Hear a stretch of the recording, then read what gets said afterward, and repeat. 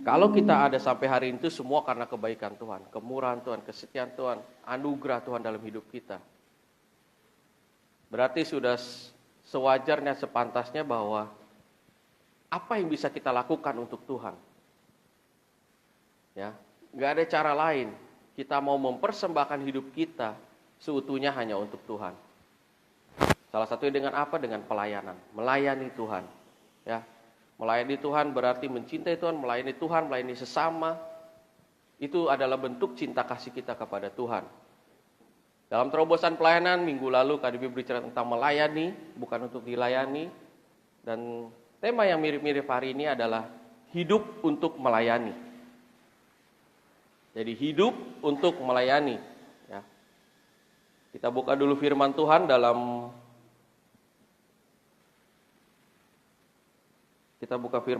Markus 10 ayat 43 sampai 45. Kita baca bersama-sama. Markus 10 ayat 43 sampai 45. Yang sudah ketemu boleh katakan amin. Mari kita baca firman Tuhan bersama-sama. Markus 10 ayat 43 sampai 45. Firman Tuhan berkata, "Tidaklah demikian di antara kamu, barang siapa ingin menjadi besar di antara kamu, hendaklah ia menjadi pelayanmu. Dan barang siapa ingin menjadi yang terkemuka di antara kamu, hendaklah ia menjadi hamba untuk semuanya. Karena anak manusia juga datang bukan untuk dilayani, melainkan untuk melayani dan untuk memberikan nyawanya menjadi tebusan bagi banyak orang." Amin. Ya. Dari ayat ini kita belajar bahwa Tuhan Yesus terlebih dahulu mengajarkan kita bahwa ia datang ke dunia itu untuk melayani, bukan untuk dilayani. Ya. Berarti kita dapat menginterpretasikan bahwa melayani itu merupakan budaya dalam kerajaan Allah yang harus dikerjakan, yang sepatutnya kita kerjakan sebagai anak-anak Tuhan, anak-anak Allah. Ya. Melayani adalah budaya, gaya hidup, bukan sebuah peran atau tugas yang dilaksanakan. Ini akan menjadi berbeda ketika pelayanan itu kita jadikan tugas. Ya, ini akan berbeda ketika pelayanan itu kita artikan sebagai peran atau tugas. Kalau kita artikan pelayanan itu sebagai peran, maka kita cenderung fokusnya kepada diri kita sendiri. Contohnya, ya, kita mengartikan pelayanan itu peran. Oh, ketika saya ditugaskan melayani sebagai usher, penerima tamu, saya merasa kecil hati. Kenapa saya hanya sebagai usher? Karena di situ kita hanya memainkan peran. Ketika kita ditugaskan menjadi singer, kenapa kita berpikir dalam diri kita, kenapa kita nggak jadi seorang worship leader yang bisa tampil lebih depan? Ya. Ini berbicara bahwa kita memikirkan bahwa pelayanan itu bermain sebagai sebuah peran. Padahal sesungguhnya pelayanan itu adalah sebuah gaya hidup kita. Budaya kerajaan Allah yang harus kita terapkan dalam hidup kita. Bukan tentang peran kita sebagai apa. Mungkin dalam pelayanan, dalam suatu KKR kita hanya berperan sebagai seorang yang untuk ngangkat-ngangkat sosistem. Ya, kita hanya sebagai alat dan bahannya kita ada di bagian yang untuk barang. Ya, mungkin kita hanya sebagai angkat-angkat sound system, kita dalam satu KKR kita tugasnya hanya turunin sound system dari truk, naikin sound system dari gereja, naikin ke truk, baru nanti sampai tempat, turunin dari truk sampai tempat pelayanan. Ya, kalau kita berpikir hanya peran, saya hanya sebagai tukang angkat-angkat, sebagai kuli. Tetapi lebih dari itu, ya, kita harus memaknai betul makna pelayanan dalam hidup kita. Jadi pelayanan itu bukan tentang peran atau tugas.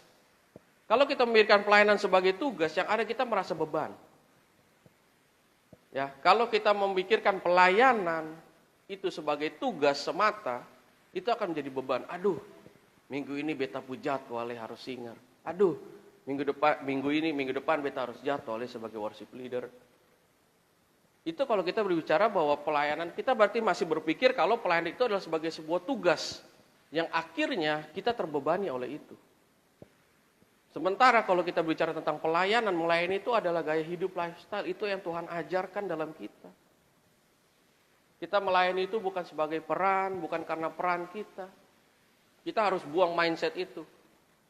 Kita melayani bukan karena peran kita melayani bukan karena hebat kita melayani bukan karena tugas, beban yang kepada kita. Tetapi lebih dari itu, kita melayani itu karena kita mencintai Tuhan. Karena kita mengasihi Tuhan. Karena kita tahu Tuhan lebih dulu mengasihi kita. Dia mengorbankan nyawanya untuk kita semua.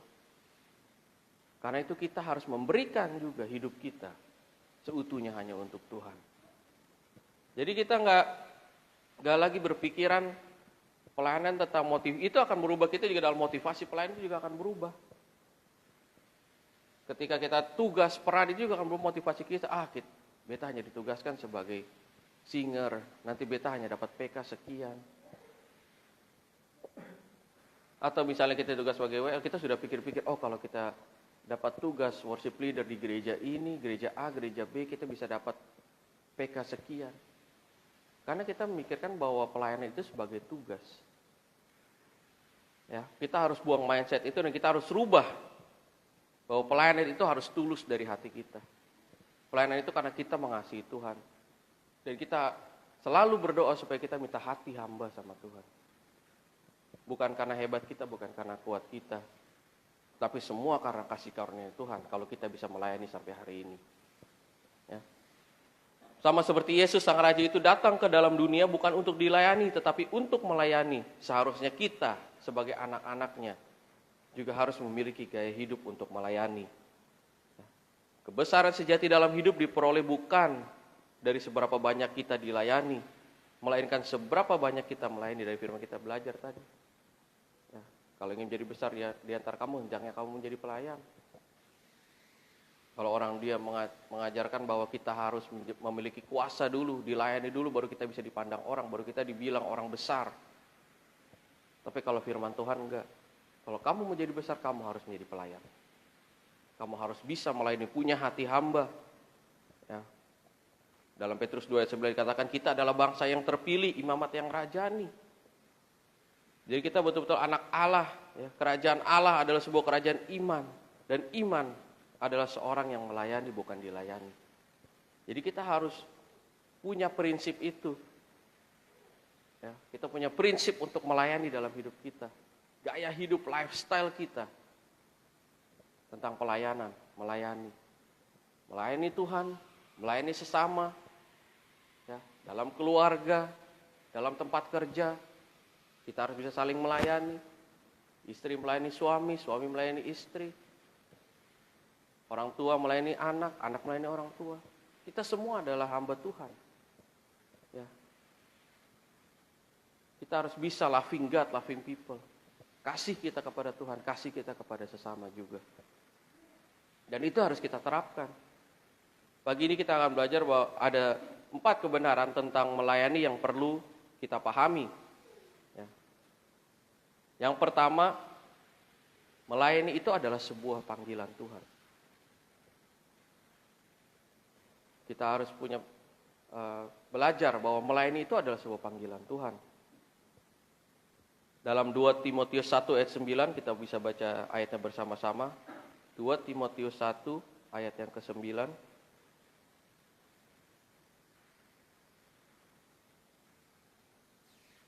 2 Timotius 1. Ya.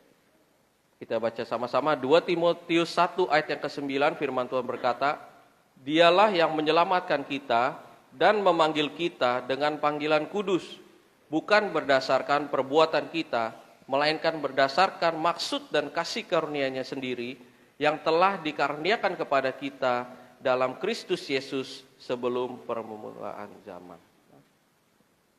Jadi kita terlebih dahulu dipanggil Tuhan. Bukan karena perbuatan kita, bukan karena kita suaranya bagus, bukan karena kita pandai bermain musik. Tetapi terlebih dahulu Tuhan udah pilih kita. Tuhan udah memanggil kita untuk menjadi pelayan-pelayannya, untuk melayani Dia, Raja segala raja. Ya.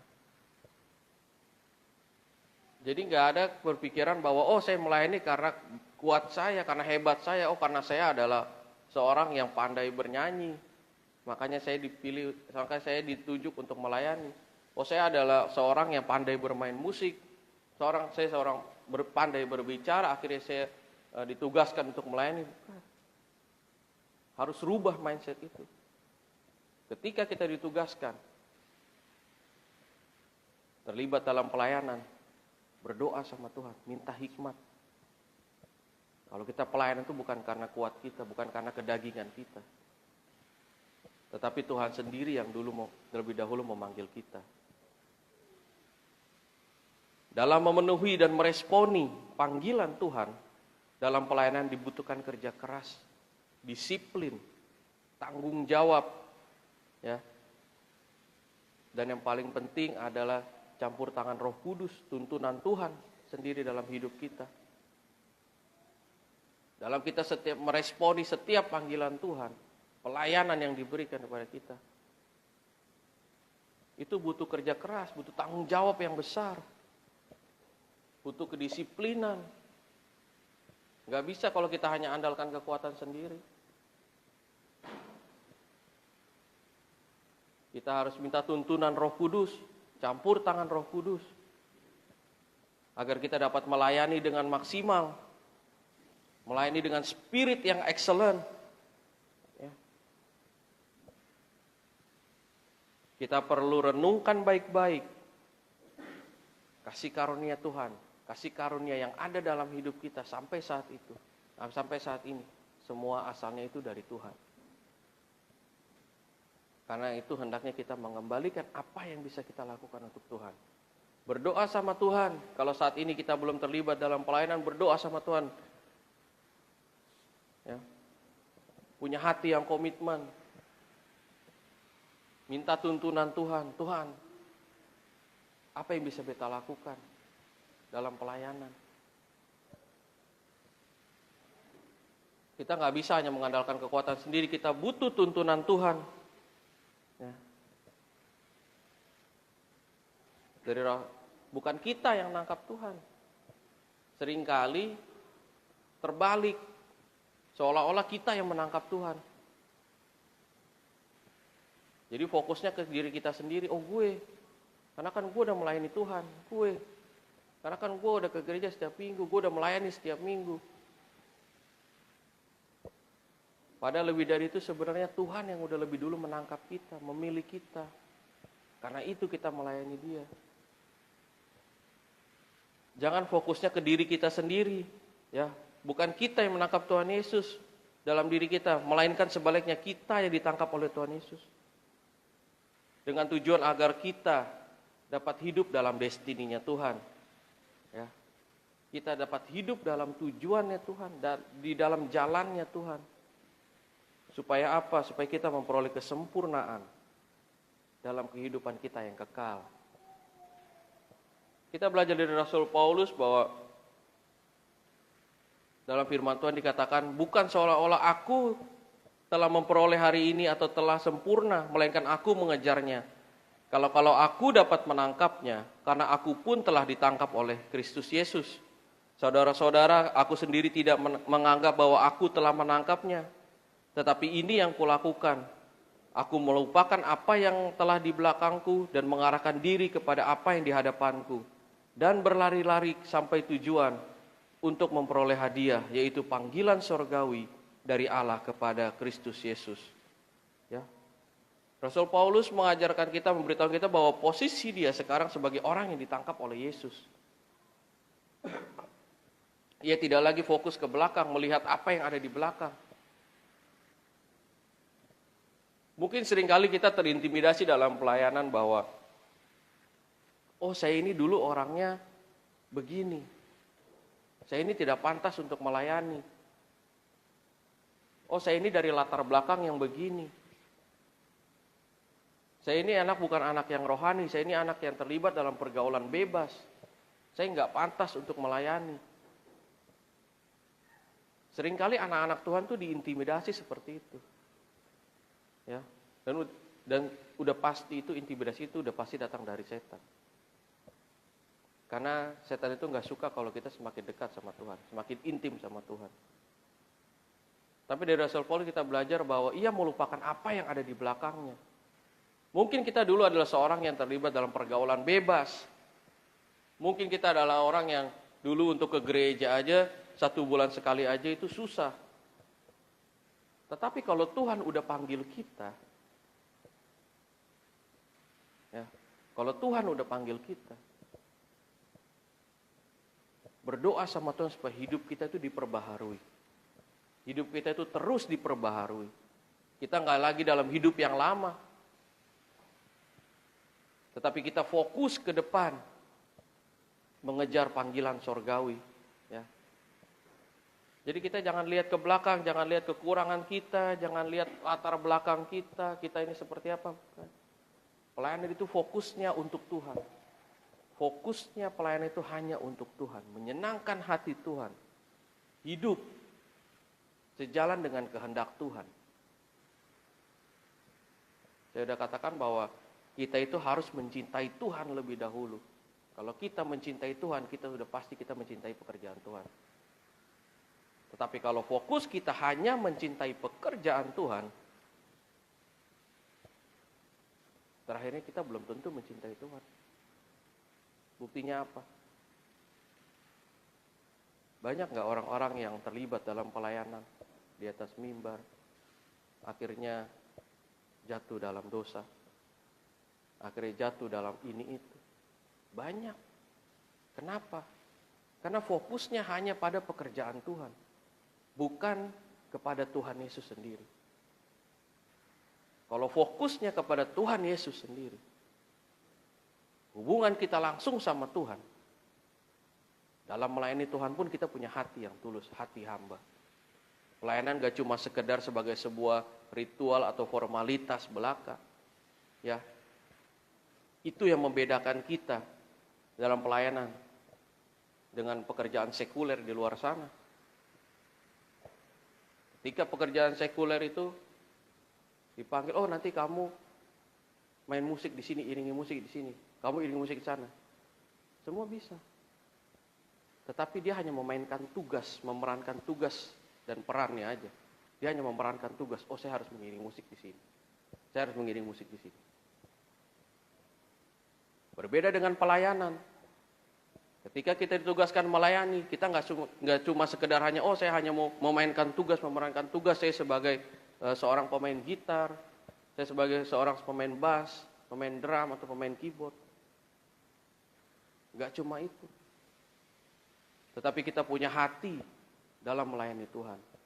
Kita nggak cuma hanya memerankan tugas, oh nanti pelayanan hanya jam 9 sampai jam 11, habis itu udah pulang. Dalam mempersiapkan pelayanan kita harus kita punya hati yang sungguh-sungguh. Ya. Kita berdoa lebih dahulu, minta hikmat sama Tuhan dalam setiap pelayanan kita. Supaya pelayanan kita dapat jadi berkat. Dan hidup kita dapat diberkati Tuhan. Jadi nggak cuma ujung-ujungnya menuntut Tuhan. Tuhan kenapa aku masih seperti ini sampai saat ini? Tuhan kenapa hidupku begini-begini aja? Sementara kita dalam pelayanan pun dengan Tuhan, motivasi kita masih belum tertuju sama Tuhan. Belum sepenuhnya tertuju sama Tuhan. Itu yang harus kita rubah. Itu yang harus mulai sekarang kita renungkan tentang pelayanan. Saya percaya ketika kita fokus sama Tuhan dalam melayani Tuhan, ya, setiap pelayanan yang kita lakukan itu nggak pernah sia-sia. Kita akan terus diangkat naik dalam pelayanan, dalam pekerjaan, dalam keluarga. Terus Tuhan akan mengangkat naik. Ya. Kalau yang bermasalah Tuhan terus pulihkan. Tuhan terus pulihkan.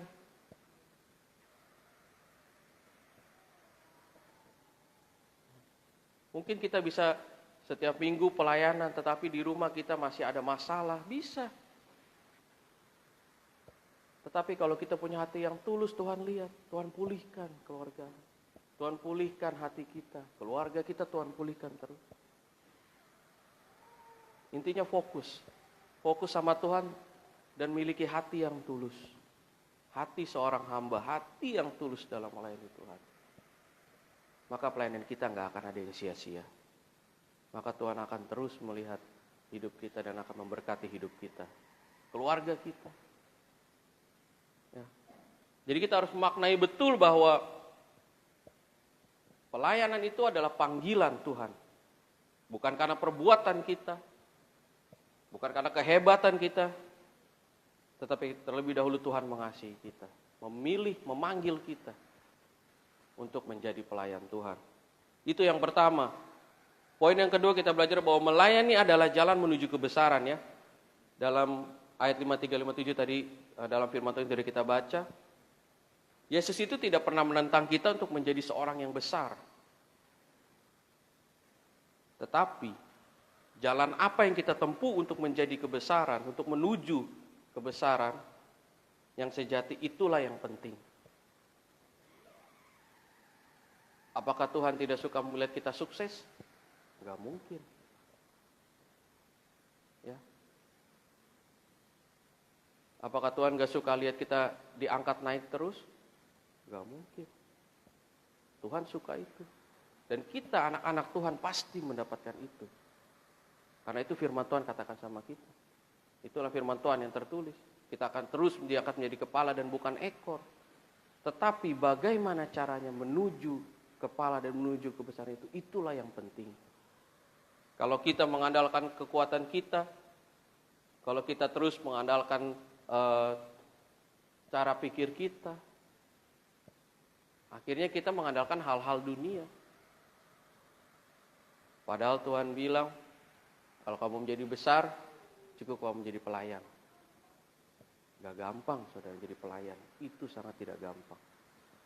Karena kita harus betul-betul mematikan daging kita, mematikan ego kita.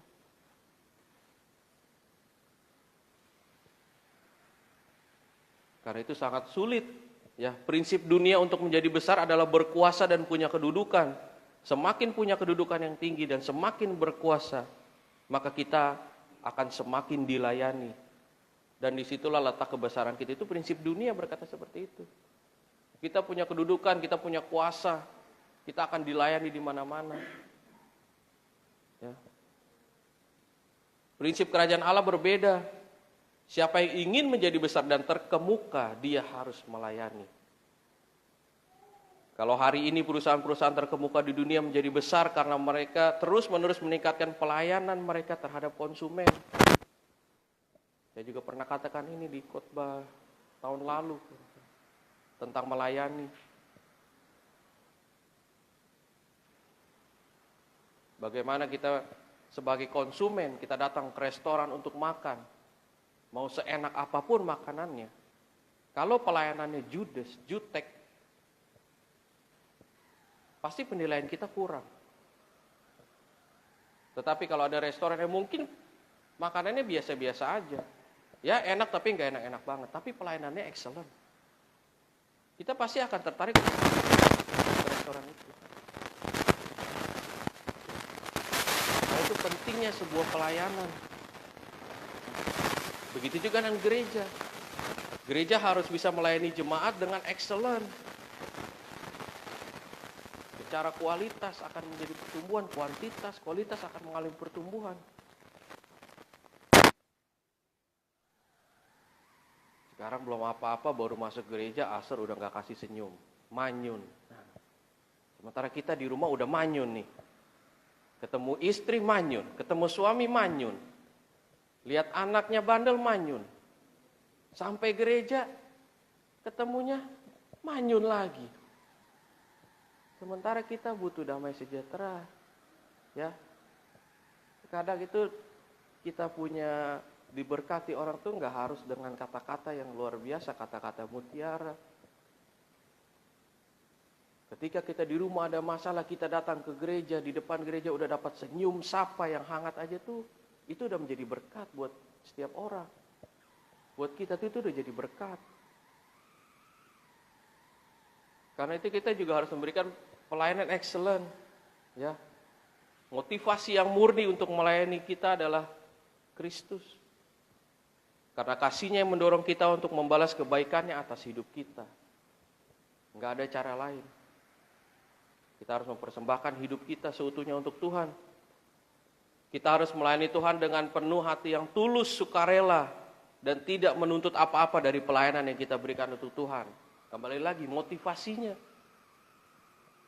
Bukan kita pelayanan karena untuk diberkati. Ya. Bukan karena pelayanan kita untuk diberkati. Tetapi karena kita melayani dengan hati yang tulus, kita diberkati sama Tuhan. Kita harus rubah pola pikir kita, mindset kita harus kita rubah. Jangan sampai pelayanan itu menjadi sebuah tugas pekerjaan. Ya. Kalau menjadi sebuah tugas pekerjaan, akhirnya motivasinya lain. Saya mau melayani di gereja A karena ketika saya melayani gereja A, saya akan mendapatkan upah yang lebih besar, PK yang lebih besar. Oh, fokus pelayanan kita udah melenceng. Motivasi pelayanan kita udah melenceng. Ya, motivasi kita harus murni, tulus untuk melayani Kristus. Ya. Kita melayani dengan hati yang tulus, sukarela, tidak menuntut apa-apa dari pelayanan kita. Karena kita percaya melayani Tuhan, Tuhan katakan jerih payah kita tidak akan pernah sia-sia. Itu sebabnya kita harus melayani dengan hati yang rela, hati yang tulus, bukan dengan suka hati. Kalau kita melayani dengan suka hati, akhirnya suka-suka hati kita. Oh, hati kita lagi adem, ayem, tenang, teduh, kita mau melayani Tuhan. Oh, hati kita lagi sonde baik, kita bilang kita jangan dijadwalin dulu. Karena kita melayani dengan suka hati, suka-suka hati kita. Sementara lebih dari itu, kita harus melayani Tuhan itu dengan hati yang tulus, sukarela, tanggung jawab penuh dalam pelayanan. Ya. Bukan untuk dipandang orang, oh dia orang yang bertanggung jawab dalam pelayanan, bukan. Tetapi sebagai bentuk cinta kasih kita sama Tuhan, kita tanggung jawab, disiplin dalam pelayanan. Akhirnya orang yang melihat buah pelayanan kita, orang yang melihat buah pelayanan kita, orang yang dapat merasakan itu. Ya. Itu yang kedua.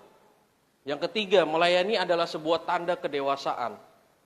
Seorang anak-anak adalah seorang yang menuntut untuk dilayani. Contoh, minta dibuatkan susu, minta dibuatkan makanan, minta dipakai pakaian, diambilkan pakaian. Ya. Beta waktu kecil karena hidupnya dengan pengasuh, ya ada pengasuh di rumah, mau apa-apa tinggal teriak dari kamar. Mbak mau makan. Sampai minum pun teriak, Mbak mau minum. Nanti datang diantar. Sampai SD seperti itu. Ya. Anak-anak itu maunya dilayani. Tetapi sangatlah berbeda dengan orang dewasa. Orang dewasa akan mengambil tanggung jawab untuk melayani. Jadi bukan kita hanya menuntut terus untuk dilayani, maka sesungguhnya kalau kita menuntut terus untuk dilayani, sesungguhnya kita masih seorang anak-anak. Kalau kita dewasa itu kita punya pikiran bahwa kita mau melayani. Ya. Kedewasaan itu diukur dari tanggung jawab. Dan salah satunya adalah tanggung jawab untuk melayani. Dimanapun, gak hanya di gereja, dalam pekerjaan juga begitu. Ketika kita diberikan tugas dan tanggung jawab, maka kedewasaan kita dilihat. Bisa nggak nih kita menyelesaikan tugas tanggung jawab? Kalau orang yang dewasa, dia pasti akan menyelesaikan tanggung jawab dengan baik. Dia pasti akan melaksanakan tanggung jawab itu dengan baik. Ya. Tetapi kalau masih kanak-kanak, pikirannya biar senusa. Akhirnya tidak bertumbuh. Ya. Kedewasaan itu diukur dari tanggung jawab, termasuk tanggung jawab dalam melayani. Ya, ketika kita diberikan tanggung jawab untuk melayani, maka kita harus tanggung jawab melaksanakan tugas-tugas kita dengan baik. Ketika kita diutus untuk menjadi tenaga misi di suatu daerah, kita harus bertanggung jawab melayani tugas tersebut. Ada tugas dan tanggung jawab ketika kita menjadi seorang pribadi yang dewasa. Kalau masih anak-anak, enak. Mau main, terserah. Mau belajar, tanggung jawabnya belajar, diingatin lagi. Main mau nggak diberesin, berantakan, nggak masalah. Dia merasa itu bukan tanggung jawab dia. Tetapi kalau kita menjadi dewasa, berbeda. Kita punya tanggung jawab untuk melayani. Ya. Walaupun kita seringkali mengalami kesulitan, tantangan di lokasi tempat kita melayani. Tetapi kita harus bisa menempatkan diri kita menjadi pribadi yang dewasa, tanggung jawab dalam pelayanan. Walaupun dalam keadaan sulit dalam pelayanan itu. Tetapi terus minta tuntunan Tuhan, hikmat Tuhan, supaya kita dapat menyelesaikan tanggung jawab dalam pelayanan. Ya. Apapun dalam pelayanan itu. Banyak orang yang gak berhasil akhirnya dalam pelayanan. Karena apa? Karena dia tidak bertanggung jawab menyelesaikan tugasnya. Tetapi kita anak-anak Tuhan, yang sekarang menjadi anak Tuhan yang dewasa, bertumbuh. Kita harus bertanggung jawab dalam pelayanan kita. Yang terakhir, melayani itu menentukan pengaruh kehidupan. Yesus berkata, barang siapa yang menjadi pemimpin, hendaklah ia dilayani. Kepemimpinan itu bukanlah berbicara semata tentang jabatan, ya, nggak berbicara hanya semata tentang posisi, tetapi melainkan kepemimpinan berbicara tentang pengaruh, dampak. Ya. Jadi kalau kita melayani itu kita dapat memberikan pengaruh. Dengan kita melayani itu kita dapat memberikan dampak bagi sekeliling kita, sekitar kita. Kehidupan kita itu yang dilihat adalah buahnya, pengaruhnya, dampaknya. Saya pernah katakan bahwa pohon mangga itu dia tidak dapat menikmati buah hasilnya mangganya sendiri. Mangga itu bukan dinikmatin sama pohonnya. Tapi mangga itu buahnya dinikmati oleh orang lain. Tiap orang yang makan buahnya. Ternyata dalam berbagai hal. Termasuk AC yang ada di sini. Apakah ketika dingin AC-nya yang ngerasakan? Enggak. Tapi kita yang ngerasain. Begitu juga dengan hidup kita. Ketika kita bertumbuh menjadi pribadi yang dewasa, hidup dengan seturut kehendak Tuhan, hidup dengan karakter Kristus, yang nikmatin siapa? Orang lain yang akan merasakan. Karena itu kita hidup harus memiliki pengaruh, dampak, hope, impact, community church, impact, ada impactnya dalam hidup kita. Nggak sekedar hanya stagnan begitu aja, tetapi dalam pelayanan juga, dalam kita melayani dengan hati yang tulus juga. Melayani dengan tanggung jawab, disiplin, hati hamba, maka pelayanan kita itu akan menjadi dampak bagi banyak orang. Pelayanan kita dapat memberkati banyak orang.